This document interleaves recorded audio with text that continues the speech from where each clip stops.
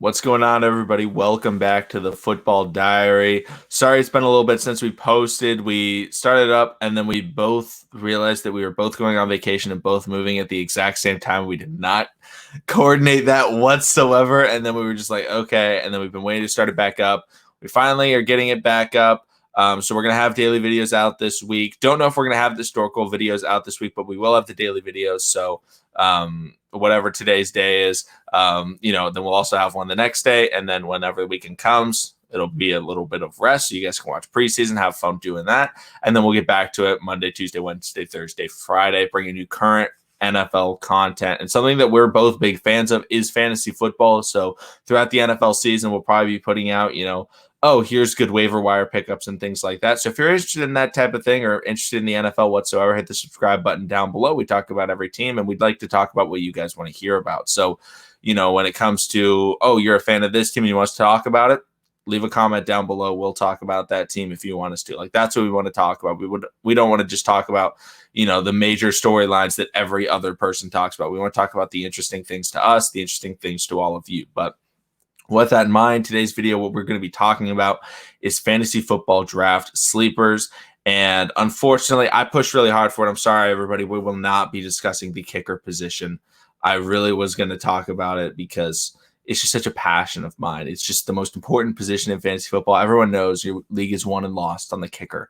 But Matt has most of the players that we're going to be talking about, so Matt's going to kind of be leading it. I'll be discussing it with him. But if you have any other fantasy football sleepers that you like, make sure to comment it down below. If you disagree with us, comment it down below and say why. But let's get into it. Matt, who's your first sleeper for fantasy football this year? I did it more like not really a true sleeper, but more just guys that are undervalued in general. And I'll start with quarterback. I don't really like drafting quarterback early. Like, I probably wait until everyone has a quarterback before I draft quarterback. And I've just found a lot of success in that. So I kind of put three different guys that I would target. One, if you do like the safe, risky option, because some people like doing that, I would draft Matt Ryan as your safe option. He's the 15th quarterback to be drafted, and he's pretty much every single year he's top 8. That's how it feels. And I mean, yes, they lost Julio Jones, but they add in Kyle Pitts. So their offense should still be really good. The defense isn't very good. So they're always, behind. I mean, we know how Falcons games go, really all over the place. Matt Ryan throws for a ton of yards. So he's a pretty good guy. And then my other quarterback that I would be targeting, another veteran quarterback, would be Sam Darnold. I mean, he's going to be moving on to the Panthers. We've talked about him as a really solid quarterback option. Thing about Sam Darnold is you can take him with your very last pick. He's going right now 29th off the board. And if you don't like either of those guys, totally fine. I would probably target a rookie quarterback. I like to do that a lot. It's, bode a lot of success in the past. Say you like even a Zach Wilson at 30. That's pretty good. Trey Lance is at 21. Justin Fields is at 18. Like, these guys aren't going as quarterback ones, and it'll be pretty clear, I think, that at least one of them will end up as a quarterback one, if not 2 or 3 of them. We see that very often in the NFL. I would probably put my money on Fields or Lance being the guys if they start. And then Trevor Lawrence could also be a guy that does that as well. So that's where I'm at quarterback. Any comments, McConnell? Yeah, interesting list. I like the guys that you mentioned. I'll start with the rookie quarterbacks. I think you're definitely right about Fields and Lance being the guys to go after because they just have the floor of their legs. And, depending on whether or not how early they're able to get in, it's a bit of a risk. However, if you do play the safe, risky option and getting a guy like you brought up in Matt Ryan, who, even though I think people are deterred by the fact that each of the last 3 years he's declined in total fantasy points, that doesn't mean that he's terrible all of a sudden. The Falcons are always losing. I'm sorry, Falcons fans, but the Falcons are really like just always losing, and he's always having to come back, and he's always throwing for 350 yards, it seems like, all the time. And Kyle Pitts is a massive player to be able to look at. I think Calvin Ridley is just completely underrated. I think fantasy players understand how good he is, but a lot of football fans don't really know Calvin Ridley. That dude is good. There's a reason why they were willing to move on from Julio Jones, is because they have so much confidence in Calvin Ridley. So overall, his numbers may decrease from previous years, but it's still a very good baseline of just knowing this is a guy that can go out and give you 300 yards. And if you play in a bonus league, 300 yards is a very solid option. But Then looking at Sam Darnold, I like Sam Darnold. He's actually getting, probably his best target he's ever had in his career back in Robbie Anderson. Really not saying much about his career, but overall, he's a guy who, one, he now has the best check down option in football in Christian McCaffrey. So if the offensive line ever struggles, he can just plop it right over to Christian McCaffrey and he can take it 25 yards, or he can throw it deep. And just having that run game just Christian McCaffrey on the field is going to help the quarterback out a ton. So I do like Sam Darnold. He's definitely being undervalued. I would agree. I do like the safe, risky type of option. Or like if you guys are really interesting, go for the triple risk and don't draft a kicker and take 3 risky quarterbacks and see if one of them is able to pan out. But overall, I like all those options. Pretty undervalued, in my opinion. So. All right, yeah, no, I like them. And then if you guys have any quarterbacks too, let us know because I want to hear some other people's thoughts on these positions. We'll talk about running back right now, though. Also, running back is one where you can find so many guys that are undervalued. So I have a list of 4, well, more like a list of 3. I did include a certain someone at the top. But if you guys have guys that you're like, hey, this guy might end up starting or he might actually play a significant role, looking at him. Also, a lot of guys, like if they're the second option, but if they're going to be a workhorse second option, like an Alexander Madison, if Dalvin Cook was to go down, he could potentially be like that workhorse guy. Those guys are also really important too. So if you have any of those guys that I haven't really mentioned, let us know in the comments on that. But with the running back position, the first guy I put is Christian McCaffrey, and here's why. If he is not taken at 1, he is undervalued. So anytime if he's not at 1, you are getting him at a very high value. He pretty much in 2019 scored like 2 running back points a week. He scored, I think it was like 250 more points or 150 more points than the number 12 running back. Dude is an absolute machine. That's all I'll say on him because I think everyone knows that he's a monster. My 3 guys, first off, David Montgomery. So last year, David Montgomery was running back 4. I think he has a chance to keep improving. All the reports in training camp are that he looks even better. He looks a little bit faster. He's hitting the holes faster than he has in the past. Like I think he kind of changed some weight, lost some fat, gained some muscle one of those off seasons. And then also big thing, Justin Fields is there. They're not going to have Mitchell Trubisky as quarterback. That's going to help him a lot. And even if it's Andy Dalton early on, I still think that's a plus in the quarterback position. So I love David Montgomery. I probably will expect him to be a top 8 running back, and you're getting him at running back 18. So that is really ridiculous to me. And he's a clear-cut guy there too. I know that they have Damian Williams, Tariq Cohen, but he's going to be the workhorse there. I'm pretty confident in that. And those guys will just kind of spell him. They'll probably see a lot of Cohen in the slot, especially after they traded away Anthony Miller. So I think that you're going to see a lot of productivity from David Montgomery once again. And then my next 2 guys are running back 38 and 39, and those 2 guys are Trey Sermon and AJ Dillon. Now, both these guys are 1 injury away from being in a very, very favorable offense, being the clear number 1 running back. Right now, AJ Dillon's, I think he's almost getting closer to being a 1B than we've seen in the past. But I would say he's the Packers' number 2 back right now. But if Aaron Jones goes down, this dude is a top 5 running back potentially. Same thing with Trey Sermon. If Mostert goes down, or I'm a Niners fan, I personally think that Sermon is the running back 1A to start the year, and that Mostert is almost like not like change of pace. I don't think that's the case, but he's almost like the home run back, if that makes sense, because I don't think you need to give him more than 12 carries a game. You give him somewhere, 10 to 15 is probably would be expected, but I'd even prefer like 10 to 12 because he's one of those guys that if you just get the defense in the right spot, he can take one to the house anytime, where Sermon is the more complete back, the better pass catcher, the more balanced guy. He's going to get you more positive yards. So I think that's kind of their route, and I think that's going to be a nasty one too. And then I think that could kind of happen with the Packers as well. So I really like both these guys at 38 and 39. And like I said, go heavy on running back early too, but I just think these are a couple guys that you could potentially hit home runs with and could get really hot at the end of the year. Yeah, those are some solid guys. Even looking at like Raheem Mostert, you bring up, Trey Sermon, who I think is a very good option. Raheem Mostert is even a bit undervalued, or, depending on where you think he's going to be playing. He's running back 24. So, I would maybe even suggest maybe drafting both Sermon and, drafting, I don't know why I'm blanking out his name now, Raheem Mostert in the same draft, because at the beginning of the year, they may not be using Trey Sermon as much. If I was going to compare that situation, I would compare it to the Baltimore Ravens last year and their Ohio State running back. Because what they did at the beginning of the year, J.K. Dobbins was not getting a lot of touches. However, as the year progressed, they noticed, wait a minute, this guy's better than Mark Ingram, just by far better. He's probably better than Gus Edwards, and he started getting the workhorse backs, and he just was scoring touchdown after touchdown to end the season, just really finished the season hot. Same thing could be happening with Trey Sermon, where maybe at the beginning of the year, Kyle Shanahan, who's a run game master, just starts using Mostert, and then he's like, wait a minute, Sermon's getting a little bit of carries. Let's just keep amping it up. And then they keep doing that. Let me interrupt you really quick. Yeah. I think that's a great point. Another thing you can do with Trey Sermon, say you miss out on him, wait 3-4 weeks, and if he's not the one back, then that's when you go make a trade for him as well. Like you don't have to get one of these guys, but Sermon is a guy that will be better late in the season. So I like that take, McConnell. Yeah, and AJ Dillon, I mean, it's tricky. We've seen the backup running backs to Aaron Jones before. And they typically don't work out if you've ever drafted them, guys like Jamal Williams and things like that, where it always seems like they're trying to phase out,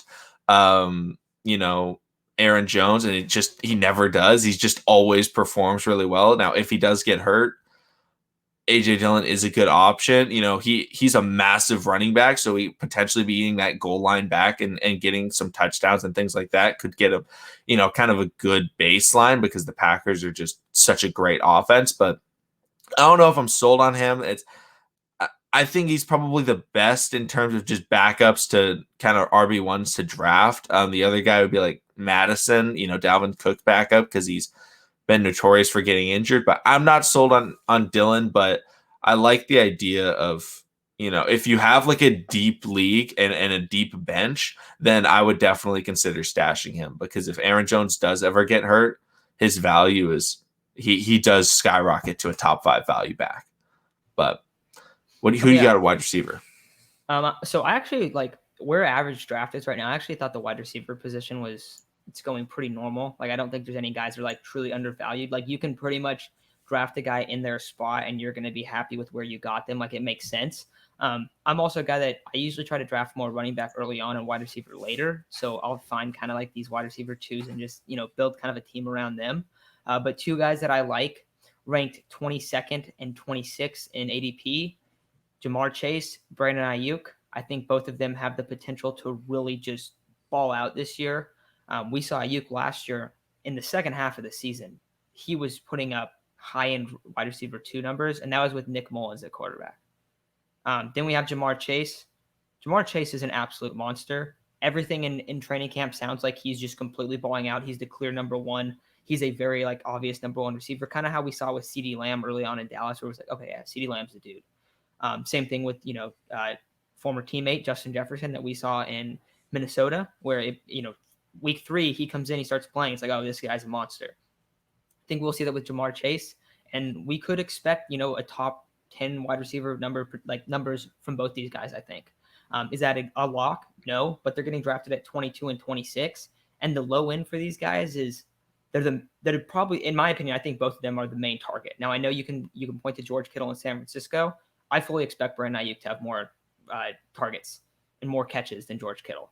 Maybe not by a ton, but I think he's the number 1 target there. I think they want to get the ball in his hands the most when they're not running the football, because we know how much they love, working the play action, the run game. But I really like Brandon Ayuk in this offense.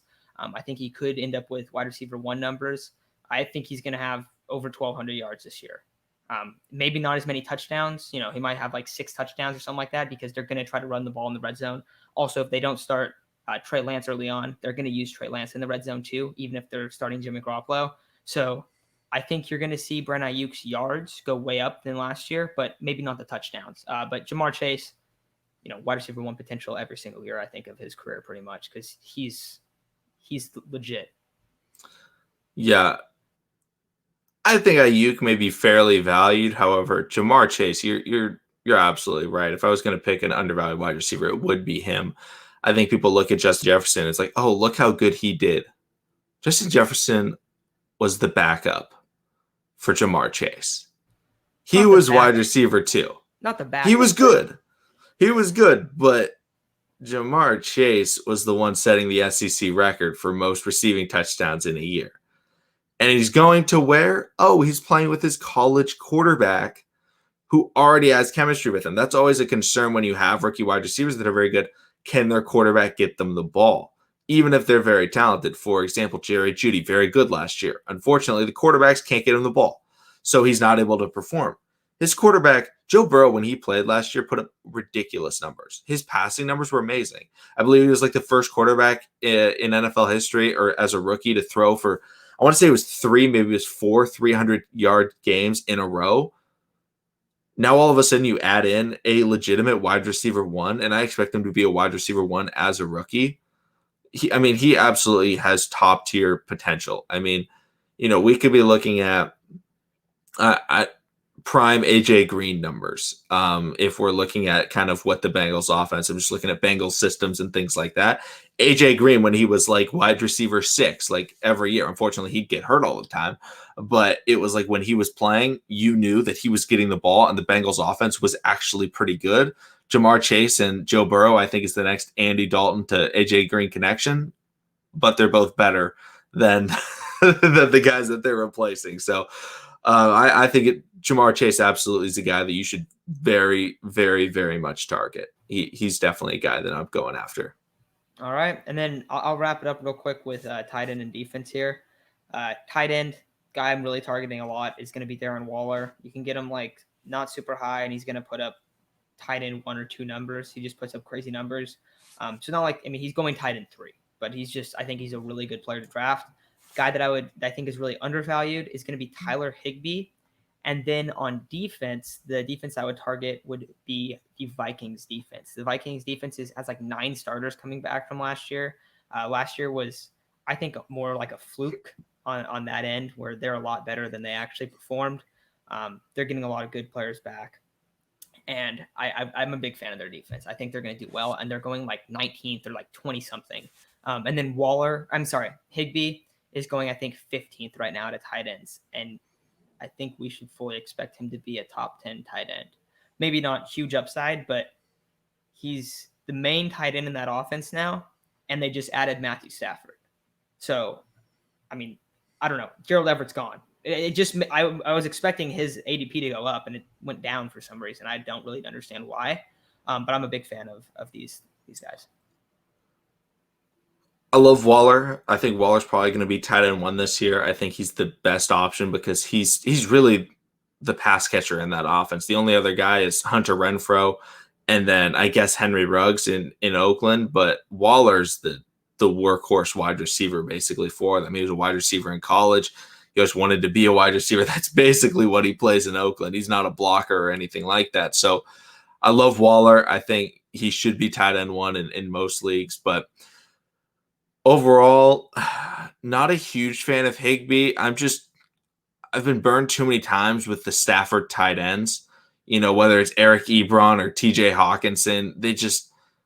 Even though they're good, I like Higbee. He's a very underrated tight end in the NFL, but Stafford just historically has not been a massive user of the tight end. He's always preferred the wide receivers, just the bigger bodied wide receivers. They don't really have a lot of that in LA, but they do have, guys that can absolutely get open in Cooper Kupp and Robert Woods. So I don't think he's going to be needing the tight end as much. Tight end that I'm looking at, I really like, I don't know who the starter will be, but whoever the starting tight end for the Tennessee Titans ends up being is a very good baseline guy. If you're not a believer in drafting a tight end, which I strongly recommend, get a top tier tight end. Get a guy that's going to give you wide receiver numbers rather than 6-7 points a game. But if you miss out on the wave, you didn't want to take, Waller and, with the 13th pick in the draft in the second round, you're like, crap, don't take a mid-tier tight end. Those aren't worth it. I would go with the Titans tight ends because Derrick Henry just takes up so much space in the red zone that so often you just see it. Oh, Ryan Tannehill, play action. It used to be Jonnu Smith wide open in the end zone every single time. Jonnu Smith is gone. Whoever that replacement ends up being, whether it's Ferkser or I can't remember the other guy that they brought in, but he's been a 7-year pro. He's coming over, I want to say, from Jacksonville. He used to be in Dallas. But whoever ends up being that tight end 1 in Tennessee is definitely a viable option because Julio, love Julio, never been a touchdown scorer. And maybe that's because of Matt Ryan. Maybe he steps it up this year. We shall find out. But I really like the Tennessee tight ends. And then Vikings defense, interesting. They're definitely getting back Michael Kendricks, Anthony Barr, basically their entire secondary. They're bringing in Patrick Peterson. Yes, they lost their first-round cornerback. He wasn't amazing or anything like that. So they're definitely improving. Unfortunately, they don't have the Mitch Trubisky weeks anymore. It's just going to be the Jared Goff weeks, who's not a very good quarterback. But it's not a defense that you can ever start against the Packers. So that kind of hinders me and just like, okay, 2 weeks out of the year, you can't play these guys. But they're not a bad defense, especially as like, if they're not, drafted in your league and they're just a waiver wire pickup, I would definitely pick them up. They can absolutely they can have some monster weeks. And I mean, they could have some 20, 25 point weeks for you. So I like the Vikings defense. They definitely got some playmakers on that side of the ball. All right. Yeah. And then one thing I wanted to bring up was talked about taking Waller 13th. Waller goes 29th. That's his average pick. So much, much lower than you were thinking. And I love taking tight ends early. My strategy has always been you try to get a top tier tight end or you draft a couple. And if that doesn't work out, then you just kind of have to eat it. But I would still draft a couple upside guys if you don't get a top tier guy, because if you have a good tight end, that's a huge difference. And I also attack running back early because there's a lot of good wide receiver options deep in the draft that you can start on multiple weeks.